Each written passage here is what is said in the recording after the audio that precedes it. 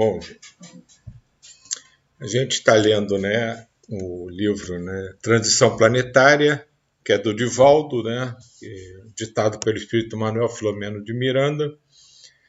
E nós estávamos numa parte que um dos mentores daquele grupo de trabalho discorria sobre as dificuldades e situações que envolvem os espíritos que retornam confusos ao mundo espiritual, com desencarnes mal preparados e muito súbitos, né? Então, continuando, ele continua dizendo aqui: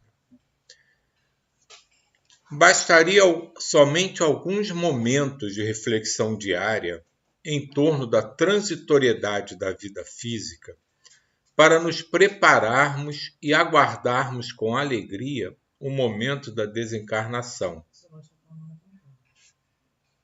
Fala, Solange.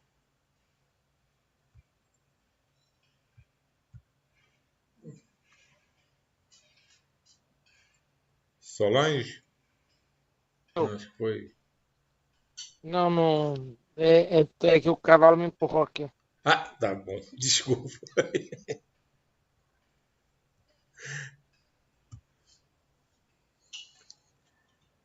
Então, deixa eu começar de novo, que eu me perdi aqui com o empurrão do cavalo. Desculpa, eu. Bastaria somente alguns momentos de reflexão diária em torno da transitoriedade da vida física para nos prepararmos e aguardarmos com alegria o momento da desencarnação.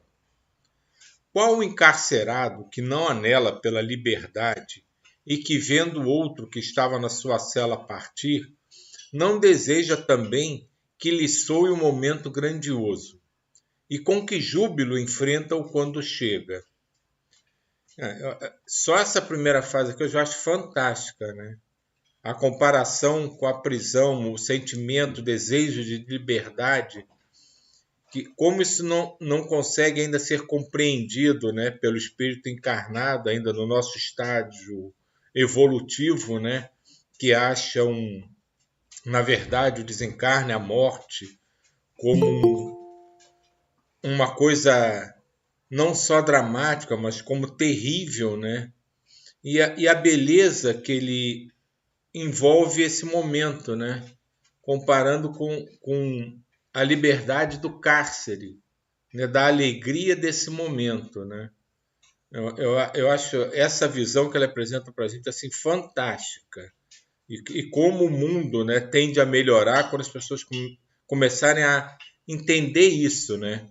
Que a morte não é fim, não é separação, não é um momento triste na vida da gente, mas, na verdade, um grandioso momento para aquele que desencarna, que retorna à mais pura essência do que ele é. Sinceramente, eu espero que a humanidade como um todo comece a compreender isso em breve, que a vida, as aspirações, os desejos vão se modificar numa forma tão linda que a coisa só tende a se transformar em alegria e em harmonia.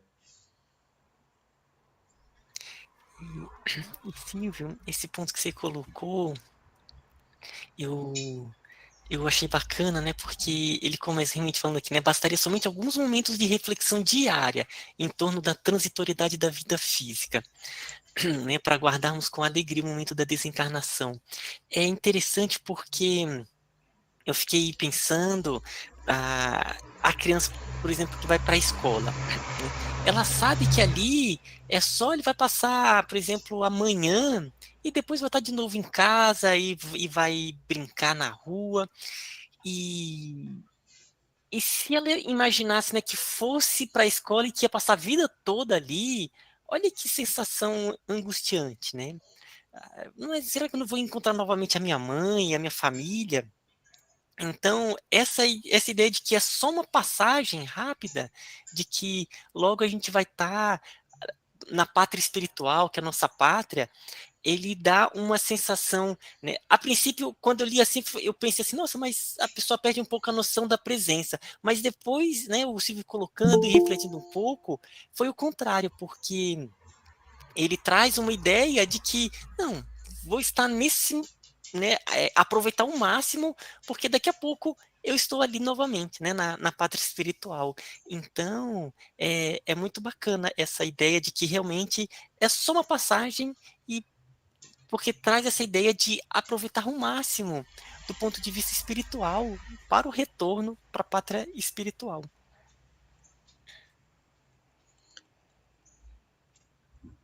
A metáfora explica bem como nos deveríamos comportar, o que lamentavelmente não ocorre. Dia não muito distante, porém, surgirá em que as religiões serão portas de acesso à vida e não cárceres na ignorância e no absurdo. Desse modo, lembremo-nos que todos os profetas e fundadores de religiões, por mais elevados e nobres, não se equiparam a Jesus Cristo, que os enviou à Terra, a fim de que diluíssem um pouco as sombras da crueldade, para que ele instaurasse, nos dias já recuados, as balizas do reino dos céus no mundo. Mesmo aqueles que vieram depois do seu advento são ministros do seu reino. Por essa razão, veio o Consolador, que ele prometera, para apressar esses dias, o momento da verdadeira comunhão entre as criaturas e o Criador.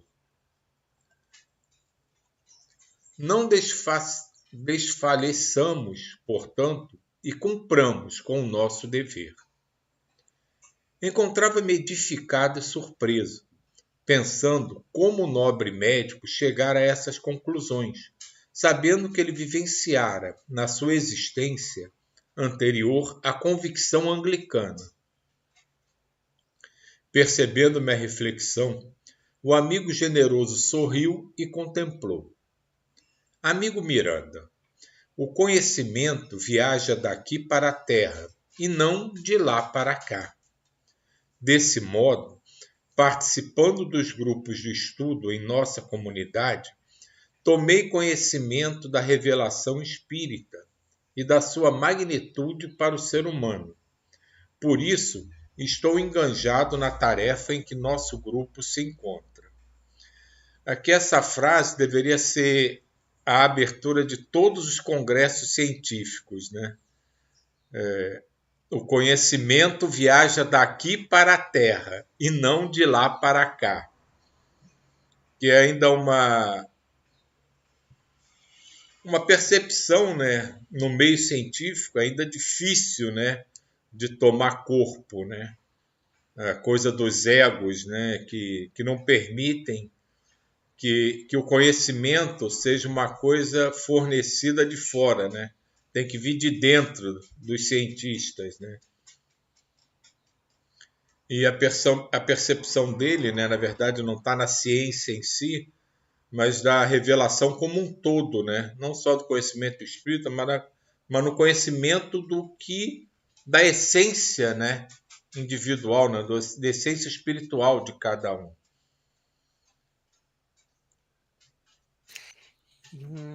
Um outro ponto nesse que ele colocou foi quando ele coloca que está engajado na tarefa em nosso grupo que se encontra, né, que ele participou da comunidade anglicana.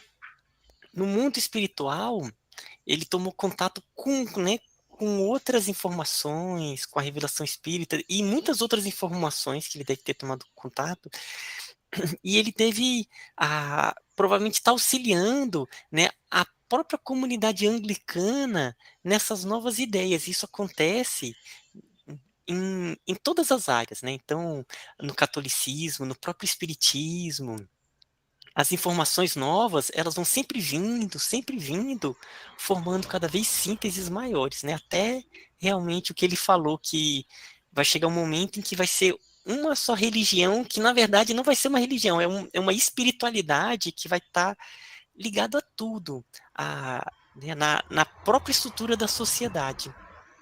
Então é interessante ver a evolução das próprias religiões, né? Que as pessoas que fizeram parte, eles vão para o mundo espiritual, tomam conhecimento e vão também melhorando a própria concepção de mundo. E isso colocou interessante, a gente vê isso com muita frequência sem perceber. São aquelas pessoas que até têm uma ligação mais forte com algum tipo de religião, mas eles sentem uma necessidade quase íntima de conhecer os outros grupos religiosos. Então ele é católico, mas ele quer ler um Bhagavad Gita, ele quer ler um Torá, ele quer ler livros de Umbanda, assim. E às vezes é incompreendido por isso. As pessoas acham que ele está traindo a sua religião de origem. E assim é uma necessidade íntima de expandir o horizonte de conhecimento dele, né? Conhecer o todo e não o sectarismo daquele momento que ele se encontra. E se a gente analisar as nossas vidas, as pessoas que cruzaram com a gente nessa trajetória, a gente vai se lembrar de várias pessoas que eram assim, sem qualquer ligação de fato, às vezes até com uma religião específica ou com uma filosofia de vida, mas ele sente a necessidade de ir buscando conhecimentos em vários, digamos, universos diferentes, né? E assim ele vai conseguindo criar o todo que ele é. Como no caso acima, né? Ele era anglicano e foi adquirindo conhecimentos e foi compreendendo mais, juntando as partes, do que se individualizando no que ele fazia, né?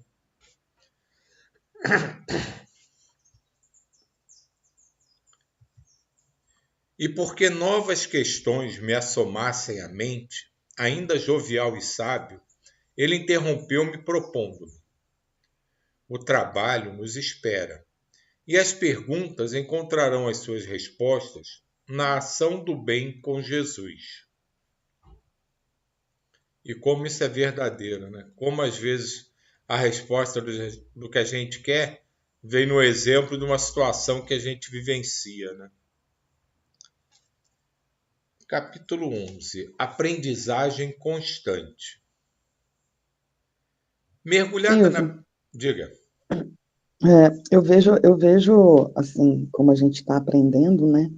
Eu vejo até que os próprios filmes, os próprios padres, né, que antigamente não admitiam nada, hoje em dia eles já têm um tipo de espiritualidade, né? Eles não são espíritas, mas eles acreditam em várias coisas espíritas, né? Aí os próprios filmes, novelas, começam a dar uma abertura para mais entendimento, para mais estudos, né? Depoimentos, que antigamente não tinha nada disso, né? A gente vai aprendendo aos pouquinhos, e o ser humano vai aceitando muitas coisas, estudando muitas coisas, né? Não, eu concordo plenamente contigo. Acho que assim, o conceito de espiritualidade tem se expandido muito. E a gente já conversou até aqui mesmo, em outros dias, sobre como situações e noções de espiritualidade, até coisas que a gente aprendeu dentro da doutrina espírita, são citadas ou são mostradas em instrumentos, né, como filmes, livros, palestras, que não tem absolutamente nenhuma ligação, de fato, com doutrina espírita, com espiritualidade, com qualquer tipo de religiosidade, mas você vê nitidamente ali uma informação clara do mundo espiritual. E as pessoas vão percebendo que tem uma coisa diferente. Então, acho que a noção de espiritualidade vem num crescente, através de todas as formas possíveis e cabíveis de comunicação que a humanidade tem. e tem vindo assim em doses homeopáticas, sutilmente, justamente para que não se assuste os mais reticentes, né, quanto a isso, né? Então a coisa está se tornando uma cultura mais natural, mais insidiosa, e isso vai se ampliando, para que quando a coisa começar a ficar mais visível, ninguém acha aquilo tão estranho. Então, daí para o próximo passo, que é a naturalidade entre todos em relação à espiritualidade, ao conceito espiritual, ao mundo espiritual, vai andando cada vez mais fácil, até que todo mundo vai ter uma noção simples disso, uma coisa natural, como uma coisa natural. Gente, É verdade. eu vou contar uma história com esse ponto que a Glaucia colocou. Na época que eu estava ainda na escola, né, nos grupos mediúnicos do meu pai, durante alguns anos, acho que foram uns 2 ou 3 anos, participava nos trabalhos mesmo, ele participava lá como o esclarecedor, um padre anglicano.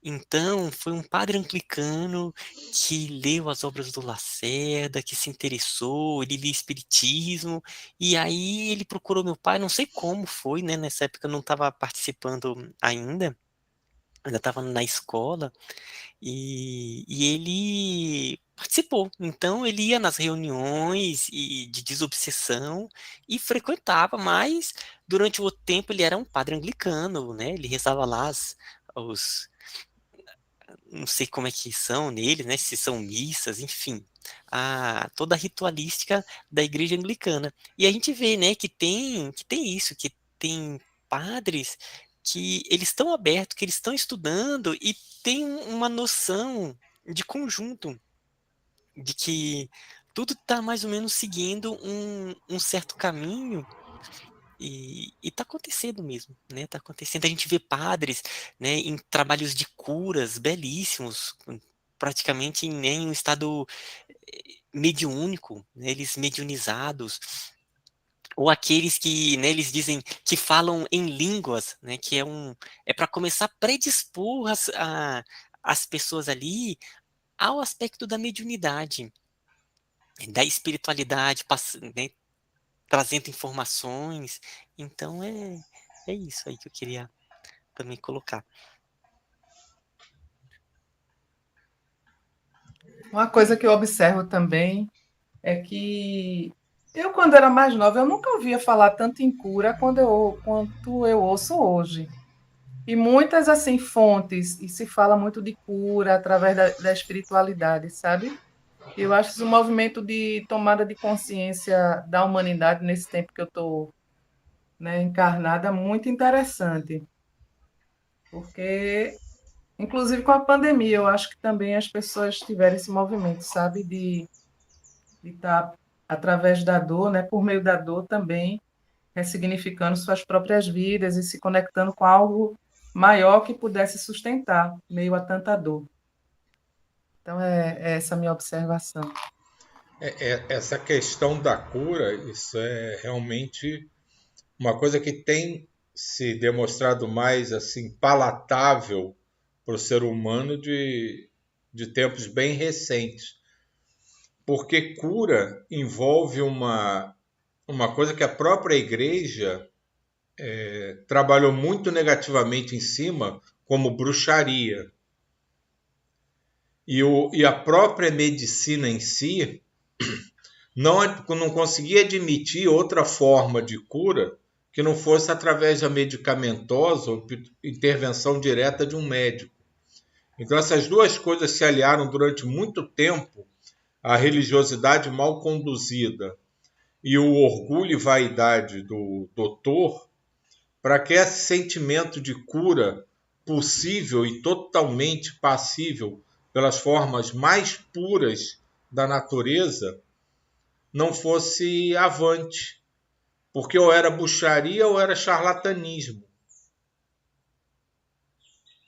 E você tocou num ponto que realmente foi fundamental, a pandemia, que o pessoal fala da pandemia como uma desgraça, uma coisa super negativa, mas na verdade a pandemia é para a humanidade mais um grande sinal do famoso acorda que está na hora. Uhum. E, infelizmente, se passou um momento que teve uma ascensão de percepção, mas que quando a coisa se dissipou, a própria doença, a tendência foi que ele voltasse aos patamares de conscientização anteriores à pandemia. Muita gente se modificou, claro, mas o cerne da humanidade seguiu, curou, passou, nos livramos dela. Vamos seguir nossa vidinha. E isso, eu acho que eu já falei aqui de novo, me causa uma certa inquietação. Porque se a gente trouxer isso para o nosso dia a dia e fizer uma analogia, quando a gente quer que alguém se toque, né, de alguma coisa, a gente avisa, aí avisa com mais intensidade, avisa com mais força e espera que a pessoa compreenda. Então, tem uma situação como a pandemia agora, que algumas pessoas se tocaram, mas o grosso da humanidade não percebeu a lição nem um aviso. Essa semana eu vi que está voltando varíola, uma doença que estava erradicada mundialmente desde a minha infância. E agora está retornando casos de varíola na Europa e nos Estados Unidos. E as pessoas não percebem que tem alguma coisa errada na natureza. Ontem teve uma história de um transplante de fígado, uma doença relacionada ao fígado, que está aparecendo em vários lugares, Silvio. Não sei se tu estás sabendo Não, disso. sim, principalmente, é muito em criança. Um adolescente uma, aqui teve o fígado transplantado. uma hepatite fulminante que ninguém consegue explicar. E isso vai para chamar atenção e ninguém se toca. Então, me preocupo em 2 anos que nós passamos, que no mundo inteiro foram milhões de pessoas que sucumbiram em desencarnes, que a gente pode dizer súbitos, né, porque não eram esperados. E como a gente vê aqui a situação que se desenvolve a partir do tsunami, não deve ter sido muito diferente os milhões de pessoas que desencarnaram de uma hora para outra com essa pandemia. E assim, como as pessoas realmente percebem isso? Então, qual vai ser a próxima chinelada que a gente vai tomar?